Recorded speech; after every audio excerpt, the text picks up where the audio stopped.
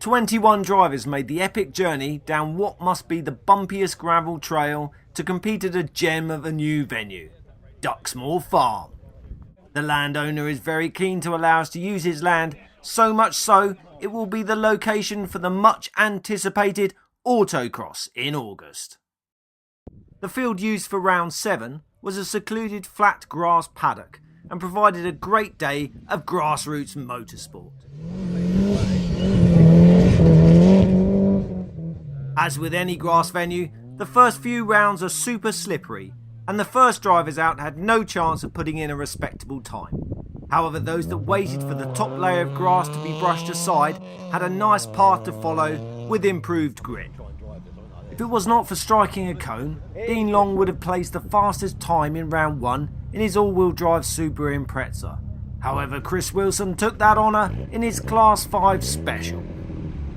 In round 2, the classic Mini of Marion and Steve Brett broke an inner CV joint, putting them out of action for the rest of the day.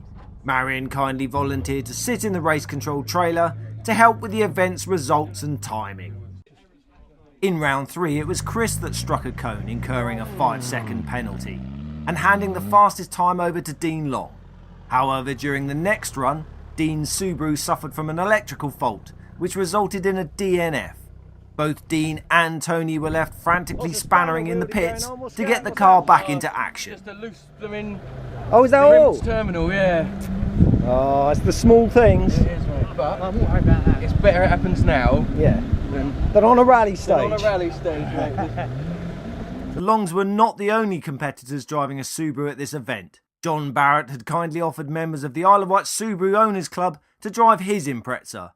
Ben Franklin, Ben Condon and Dave Arnold all seemed to enjoy themselves, and the latter producing the highest position on the day's results within the group. Your fellow drivers respecting your car. Hope so. It sounds alright.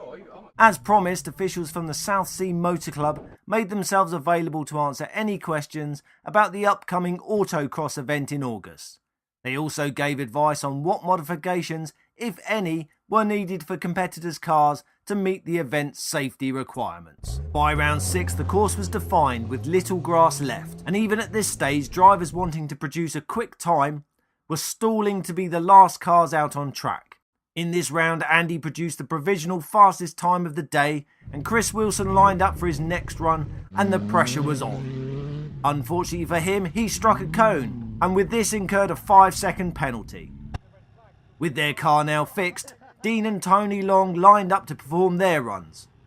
Tony, like many other drivers during the day, rolled his near side front tyre off its rim halfway round the course. And Dean overcooked it into the stop box, narrowly missing the timing gear. Oh no! And incurred a 10-second penalty for doing so. Out the box!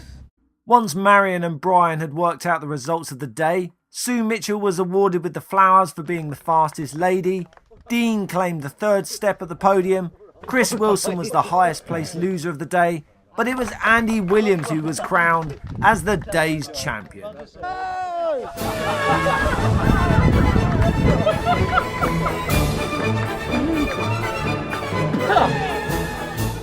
The next event is on the 30th of July at Hazlitt Farm.